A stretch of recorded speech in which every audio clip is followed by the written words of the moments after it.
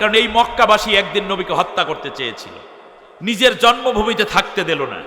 একটা পর্যায়ে বদরের যুদ্ধে গিয়ে হত্যা করতে চাইল, ওহুদের যুদ্ধে হত্যা করতে চাইল।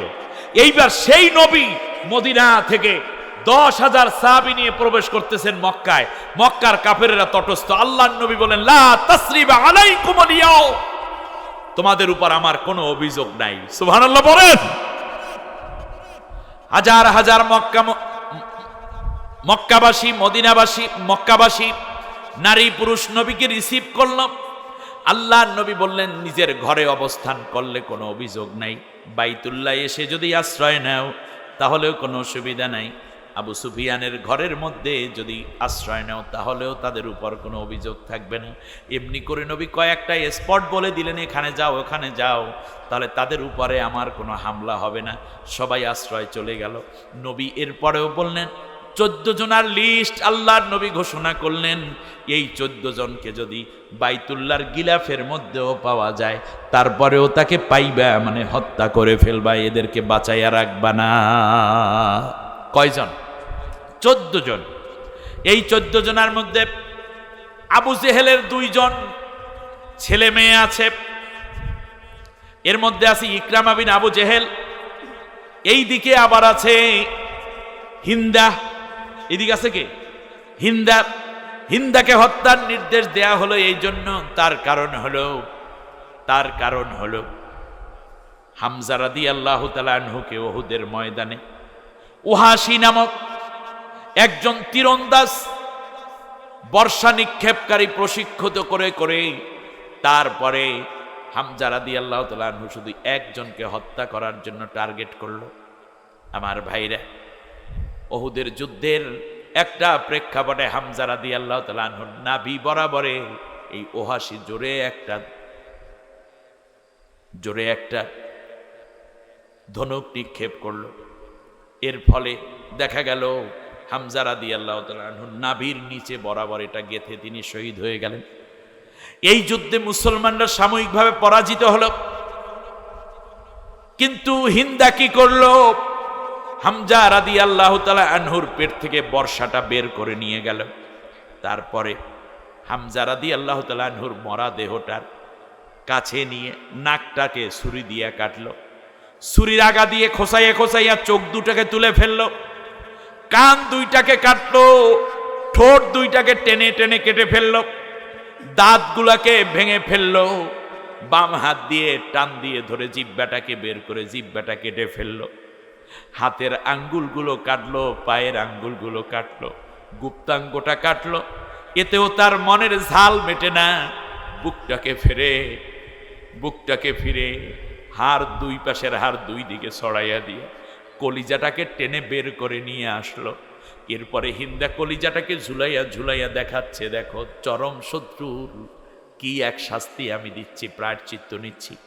একটা পর্যায়ে কর্তৃত আঙ্গুলগুলো একটা সুতার মধ্যে গাঁথল, চোখগুলাকে ছিদ্রি করে সুই দিয়ে তারপরে ওই মালার মধ্যে ঢুকাইলো, ঠোঁটগুলাকে গিরা দিল, গুপ্তাঙ্গটাকেও বাঁধলো, কান বাঁধলো, নাক বাঁধলো, দাঁতগুলাকে গিরা দিল, গলার মধ্যে পড়লো।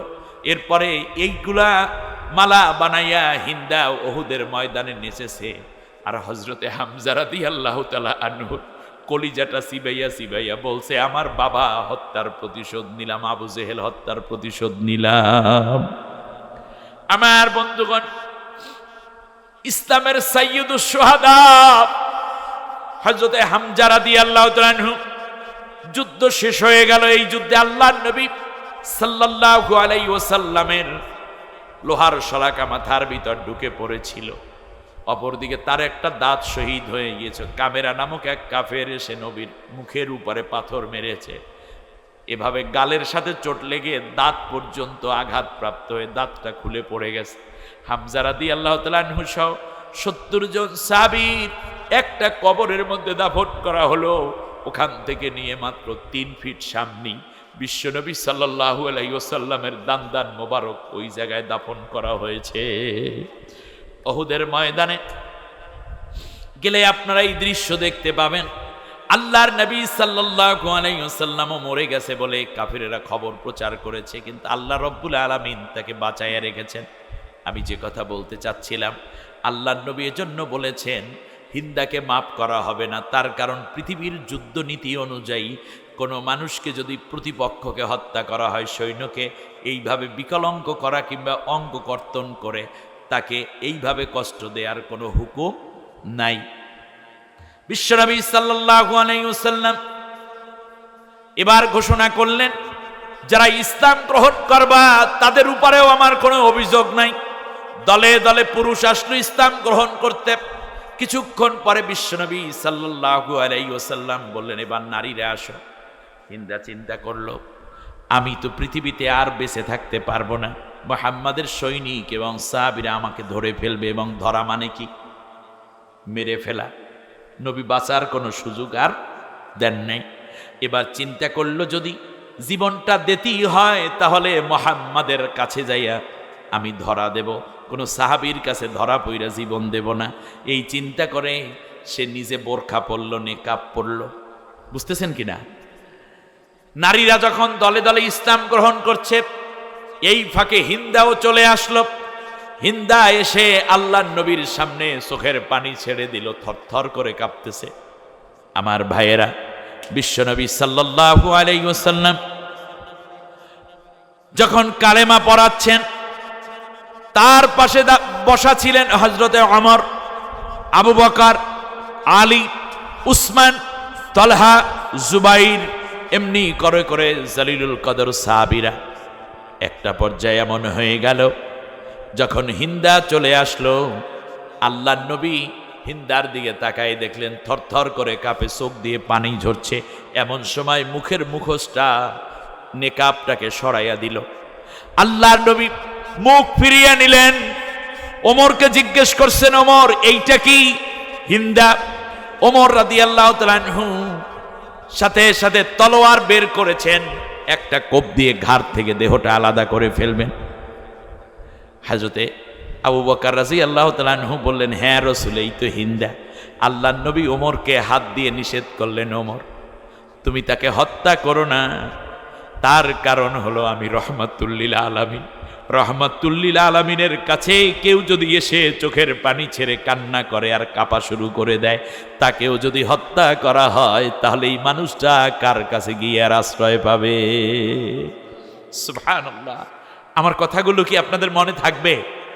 আমার ভাইয়েরা, এবার খেয়াল করুন, বিশ্বনবী সাল্লাল্লাহু আলাইহি ওয়াসাল্লাম বললেন, হিন্দা তুমি আমার কাছে কেন এসেছো?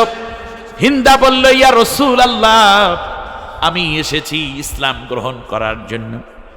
আল্লাহর নবী বললেন, হিন্দা তাহলে তুমি ইসলাম গ্রহণ করে চলে যাও।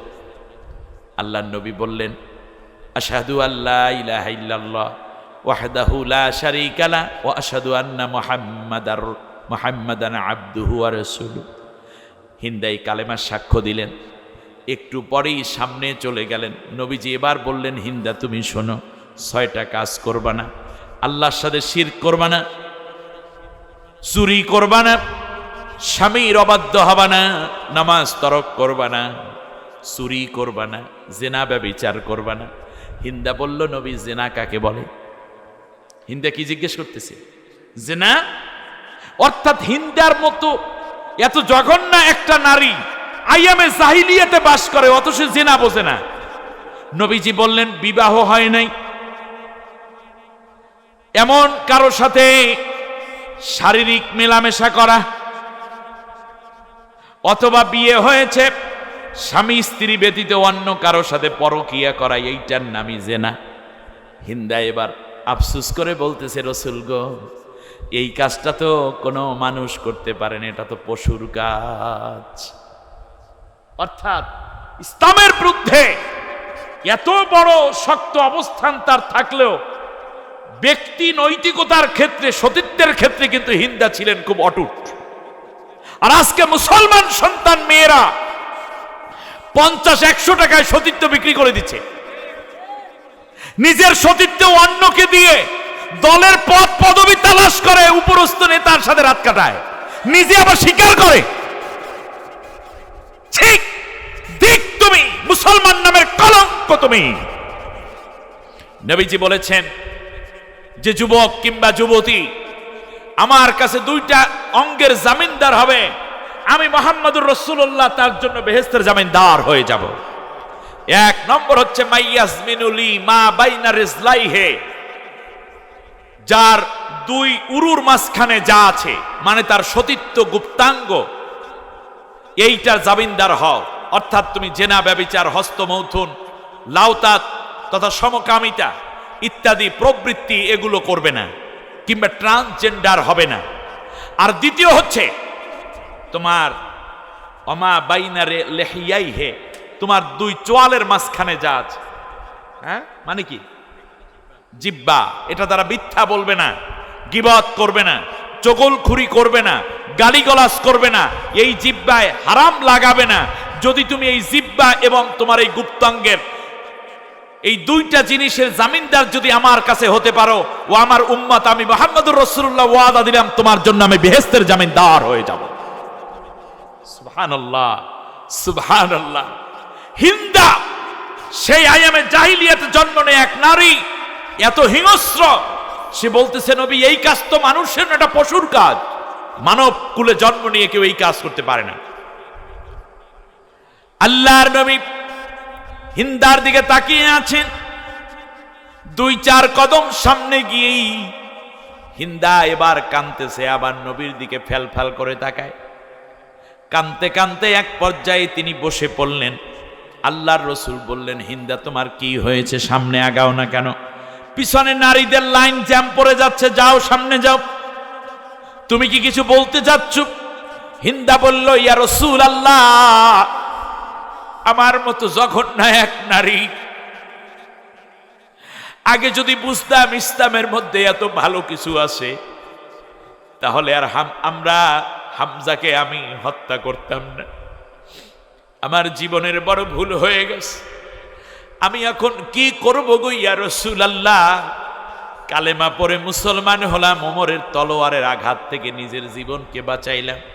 সাহাবীরা কেউ আমাকে হয়তো হত্যা করবে না, কিন্তু আমি যেই অপরাধী, আদালতে আখিরাতে আমি আল্লাহ রব্বুল আলামিনকে কেমনে মুখ দেখাবো? আমি তো জাহান্নামী হয়ে যাব।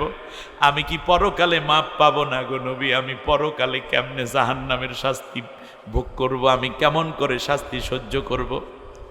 আল্লাহর নবী বললেন, হিন্দা, তুমি যেই কালেমা পড়ে ঈমান এনেছ, তুমি যেই কালেমা পড়ে মুসলমান হয়েছ, এই কালেমা শুধু ওমরের তলোয়ার থেকেই তোমাকে হেফাজত করে নাই, বরং এই কালেমা পড়ার সাথে সাথে তোমার আগের জীবনের যত রকমের বড় ছোট অপরাধ আছে, কালেমা পড়ার সাথে সাথে আল্লাহ রব্বুল আলামিন আগের সব গুনাহগুলোই মাফ করে দিয়েছে। সুবহানাল্লাহ, এমন এক কালেমা যা পড়লে আগের সব গুনাহ মাফ হয়ে যায়।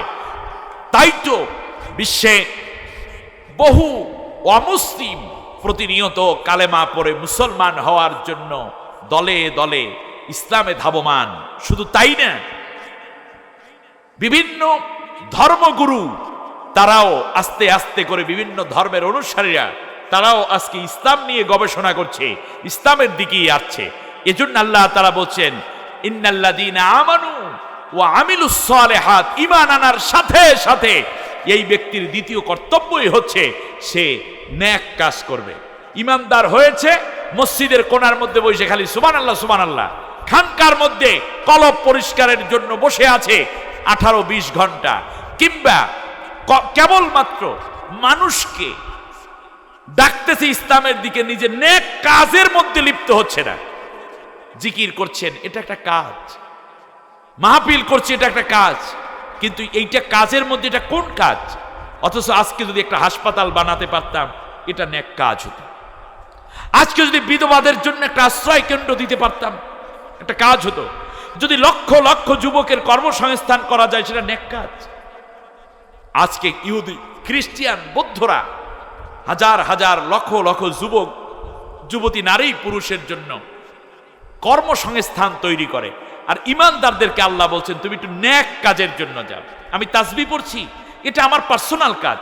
নেক কাজের মধ্যে পার্সোনালটা হচ্ছে, কিন্তু সামাজিক, রাজনৈতিক, অর্থনৈতিক কিংবা পারিবারিক এই যে সামাজিকতা আছে, সেইটা কোথায়? নবীজি বলেছেন, খৈরুন নাস মাইয়ানফাউন নাসা, দুনিয়ার মধ্যে সবচেয়ে শ্রেষ্ঠ মানুষ ওই মানুষ যার দ্বারা অন্য মানুষ উপকৃত হয়। সুবহানাল্লাহ বলে। আমরা এই কাজগুলো ভুলে গেছি। নলকূপ দেয়া, বিদ্যুতের ব্যবস্থা করা, সুপেয় পানির ব্যবস্থা করা, অবস্ত্রহীনকে বস্ত্র দেয়া, দুর্বল মানুষের চিকিৎসা বাধা করা।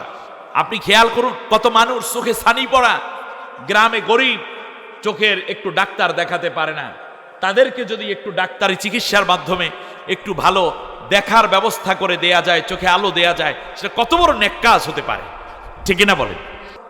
সুন্দর হাসপাতাল গড়ল একদল আল্লাহর নেককার বান্দারা, সেটা লুটপাট করার জন্য মুসলমানের বাচ্চারা বরং মনে হয় যেন বাঘের মতো ক্ষিপ্র হস্তে লুটপাট করার জন্য ভাগবাটোয়ারা চালাচ্ছে হায়েনার মতো, ঠিক না বলেন? তো বিশ্বের শ্রেষ্ঠতম অন্যতম একটি ব্যাংক অসৎ লোভ সামলাতে না পেয়ে ব্যাংকটাকে আজ দেউলিয়ার জায়গায় নিয়ে যাওয়ার উপক্রম হয়েছে। অথচ লাখো লাখো যুবক নারী পুরুষের চাকরির ব্যবস্থা হয়েছে এই ধরনের কর্মসংস্থানের মাধ্যমে। আমরাও পারি ভালো কিছু কাজ করতে। আল্লাহ তাআলা অন্য আয়াতে বলেছেন, ইল্লাল্লাযিনা আমানু ওয়া আমিলুস সলিহাতি ওয়া তাওয়াসাউ বিল হাক্কি ওয়া তাওয়াসাউ বিস সবর, যারা ঈমান আনবে, নেক কাজ করবে, ভালো কাজের উপদেশ দিবে এবং ধৈর্য, হকের উপদেশ দিবে এবং ধৈর্য ধরার উপদেশ দিবে, এরা কোনোদিন ক্ষতির মধ্যে থাকবে না। ওয়াল আসর ইন্নাল ইনসানা লাফি খুসরি, তারা ক্ষতির মধ্যে নাই, তারা জিতে যাবে। সুবহানাল্লাহ বলেন। সেখানেও নেক কাজের কথা বলা হয়েছে। অন্য আয়াতে আল্লাহ রাব্বুল আলামিন বলেন, ইন্নাল্লাযীনা আমানু ওয়া আমিলুস সালিহাতি কানাত লাহুম জান্নাতুল ফিরদাউসি নুজুলা খালিদিনা ফিহা লা ইয়াবগুনা আনহা হিওয়ালা। সুবহানাল্লাহ।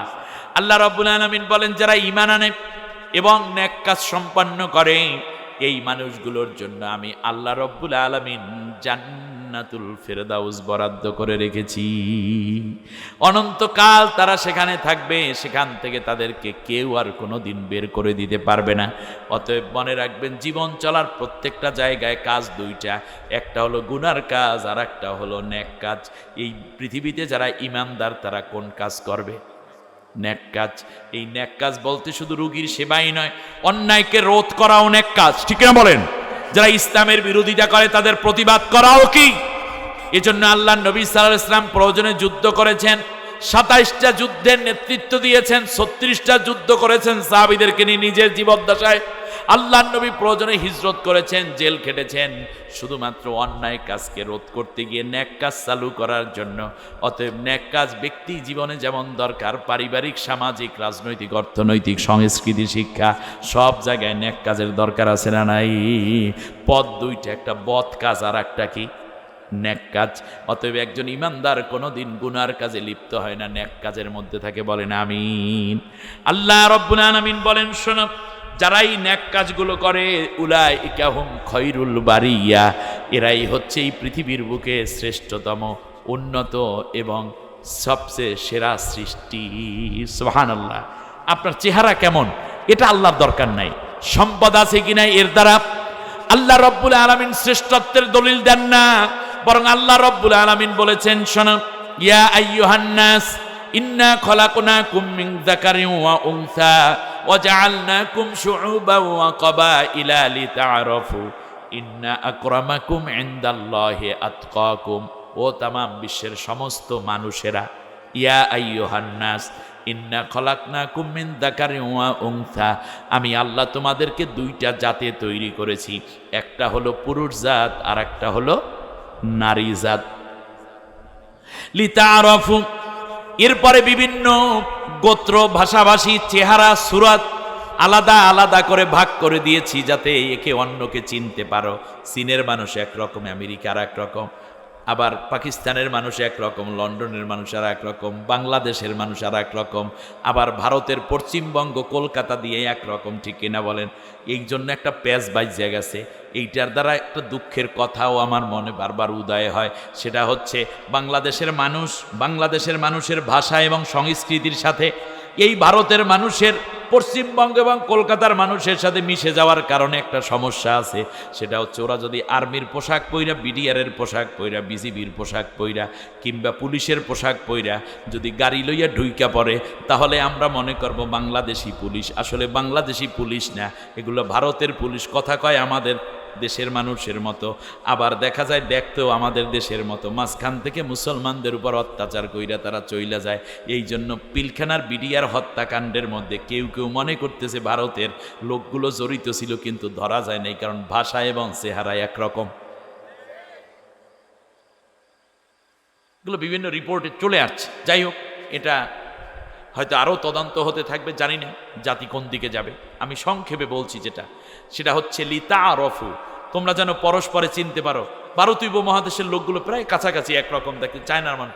তাহলে বোঝা যায় এটা অহংকারের জন্য না চেনার জন্য? শুধু আইডেন্টিটির জন্য। আমি আল্লাহ তাআলা তোমাদেরকে কিছু ভাষা এবং চেহারা সুরাত আলাদা। চিটাগংয়ের মানুষ একরকম কথা বলে, বরিশালের মানুষ, এটা কি মানুষের মর্যাদার জন্য নাকি চেনার জন্য? নোয়াখালীর মানুষ একরকম কথা কয়, সিলেটের মানুষ আর এক রকম কথা কয়। এটা কি মর্যাদার জন্য নাকি চেনার জন্য? আরবের মানুষ একরকম কথা বলে, আমেরিকার মানুষ আর একরকম কথা বলে। এটা কি আপনারা বলেন তো দেখি, এই ভাষার চেঞ্জ যে হলো, এটা কি অহংকারের জন্য নাকি চেনার জন্য? পরস্পরে পরিচিতির জন্য। আল্লাহ এই জন্য বলেছেন লিতাআরাফু, যাতে পরস্পরে তোমরা চিনতে পারো। তবে মনে রেখো, ইন্না আকরামাকুম ইনদাল্লাহি আতকাকুম, তোমাদের মধ্যে সবচেয়ে ওই ব্যক্তি আমি আল্লাহর কাছে মহাসম্মানিত, যেই ব্যক্তি আমি আল্লাহকে বেশি ভয় করে চলে। সুবহানাল্লাহ। আসুন না, গোপনে প্রকাশ্যে, রাতে দিনে আল্লাহ তাআলাকে ভয় করে চলি এবং নেক কাজ করে আল্লাহর প্রতি ঈমান যেহেতু এনেছি, আমরা সবাই ঈমান এনেছি না? এখন কাজ করতে হবে, নামাজ, রোজা, হজ, যাকাত এবং প্রতিনিয়ত নেক কাজ করা। আপনি যখন রুটিটা খান সকালবেলা, তখন দেখবেন একজন ভিক্ষুক এসে বলে, বাবা রাত্রে কিছু খাইনি, আমার একটু দেন। আহারে, আপনি বিরক্ত হন কেন? তখন আপনার রুটি, আপনার কলার প্রয়োজনে অর্ধেকটা ভাগ করে দেন, অথবা বলেন যে এই এরও একটা রুটি দাও, কলা দাও, সে খেয়ে আপনার জন্য শুকরিয়া আদায় করবে, আল্লাহর কাছে দোয়া করবে। দোয়া নাই করুক, কিন্তু আল্লাহর এই সৃষ্টিকে খেদমতের কারণে আপনাকে ভালোবাসবেন কে? অতএব আল্লাহ সুবহানাহু ওয়া তাআলা তার ইবাদত করার একদিকে তৌফিক দিন, বলেন আমিন। নেক কাজ করার তৌফিক দান করুন। নেক কাজ মানে আল্লাহ যেটা করতে বলেছেন এটা নেক কাজ, আল্লাহ যেটা নিষেধ করেছেন, নবীরা নিষেধ করেছেন, সেটা থেকে বেঁচে থাকাও কি নেক কাজ। যেমন ব্যবসা করা নেক কাজ, আর সুদের উপরে টাকা আনবো না, দেব না, ওটাও নেক কাজ। বিয়ে করা নেক কাজ, আবার জেনা থেকে বেঁচে থাকাটাও কি নেক কাজ। অতএব আমরা দুইও দিক থেকে, গুনাহ থেকে বেঁচে থেকেও নেক, আর সরাসরি আল্লাহর হুকুম, নবীর তরিকা যেটা আছে, নবীর অর্ডার যেটা আছে, এটা পালনের মাধ্যমে নেক। একজন মোমেন শুধুমাত্র নেক কাজ করে নেক পায় না, বরং গুনাহ থেকে বেঁচে থেকেও নেক কাজ পায়, নেক সওয়াব পায়। সুবহানাল্লাহ বলেন। আল্লাহ সুবহানাহু ওয়া তাআলা আমাদেরকে কবুল করুন। আজকের এই মাহফিলকে আল্লাহ তাআলা সুন্দরভাবে যারা সাজিয়েছেন, আল্লাহ তাদের জীবনটাকে এর চেয়েও সুন্দর করে সাজিয়ে দিন। নামাজের সূরাতে সবাই বসেন।